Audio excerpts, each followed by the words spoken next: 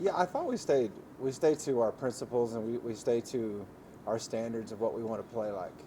That's what we did. I mean, you look at early on. I mean, give them credit. They made a lot of shots. I think their first quarter maybe 4 for 4 from the 3-point line. I mean, they just kept coming at you and kept plugging at you. And so we told our girls, hey, just keep punching back. We just got to keep punching back in the first half. Keep this thing within range, and we'll be okay in the second half because eventually, like people's percentages come back to what they've been shooting. That whether you're in the NBA, college, or whatever, yeah, you'll have your outlier games where the team will shoot crazy, really good. But eventually, people come back to their percentages, and that happened with Lubbock. And we were fortunate to where we started making some baskets, getting some stops, and rebounding well. And so, anyway, it was great. I mean, I think you look at that game. I think it was 10, 12, whatever rebounds that Carly had. Like, I mean, yeah, it was one of those things where she may not score, but her impact is just all written all over the team, whether it be defense, rebounding.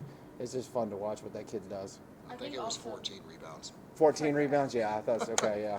I also think all it takes. I think it's true in any for any team. It takes one run to Yeah. get back to where, and like you said, everything will kind of even itself out.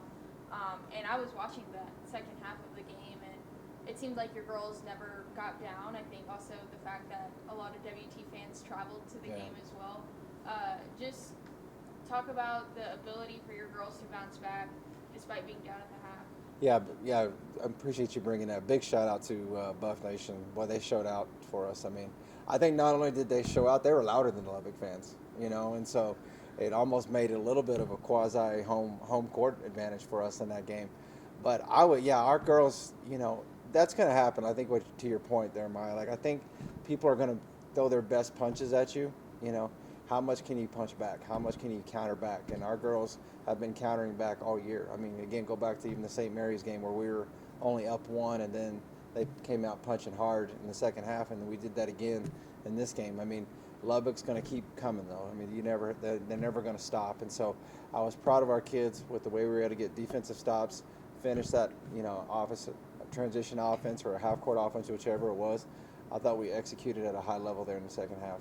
Then on Saturday, kind of a complete reverse. Yeah. You have the strong first half, and then Yeah. kind of holding them off there in the second half. Right. So it just kind of takes us to Midwestern. Yeah, Midwestern they're a gritty team. They play hard. They play tough, and like it's never easy in that gym. I don't know if you've ever been over there, but it's kind of dark, and so like your shooting angles are a little different in that gym, and so it's a tough place to play. I mean, every year whether I've been here at Eastern or whatever, it's always a struggle over there, just because they're good at home, and so our young ladies did a great job of coming out, punching them in the mouth right away, and then just continuing, and again, like you said, holding them off. But that game in particular, I think we had like 20 assists, 15, maybe 20 assists, 15 turnovers or whatever it was.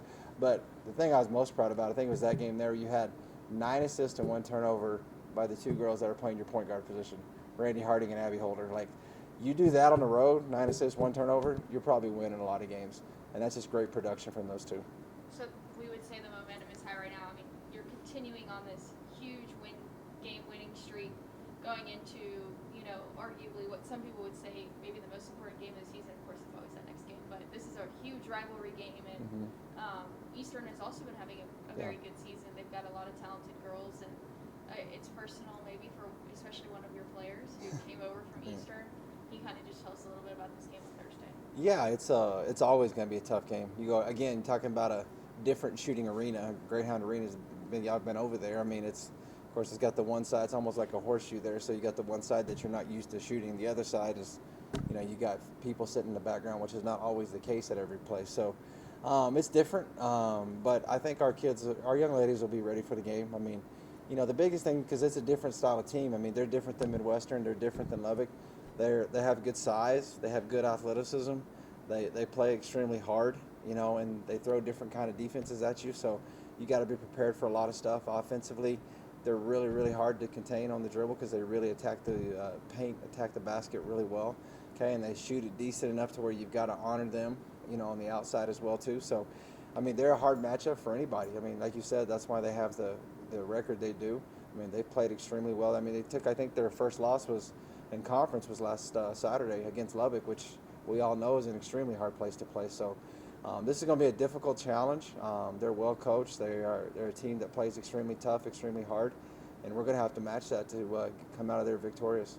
Kind of building on that, you mentioned it. Rivalry aside, they're 8-1. You're 9-0 in conference play, and you're the top 2 scoring teams in the conference. So, what defensively you guys got to do to step up to get some stops? Yeah, I mean, one thing that they like to do too is get off of transition. So we're going to have to get back in transition, get them stopped. I mean, they're going to be excited. I mean, you know, they're kind of on the similar schedule as we are, except obviously now we're playing our travel partner. But, you know, you have these big games right here in a row here at the end of January. So their kids are going to be excited. They're going to be hyped up to get ready to play us. I mean, obviously us and Texas Women's, I believe, are sitting atop the conference, and they're just one game right there. So obviously they're looking up at you a little bit. So it's going to be a difficult challenge at their place. We've got to maintain our standard, maintain our level of play that we've been doing. And like it's going to look, I mean, we've had these games where Lubbock we were down, St. Mary's we were down, and our kids responded. And that's what it's going to take, because there's going to be moments where they make them run, and you just got to punch back. You got to keep going the entire game. I asked Tom this, so I'll ask you. You'll only have the one game this week, no Saturday game.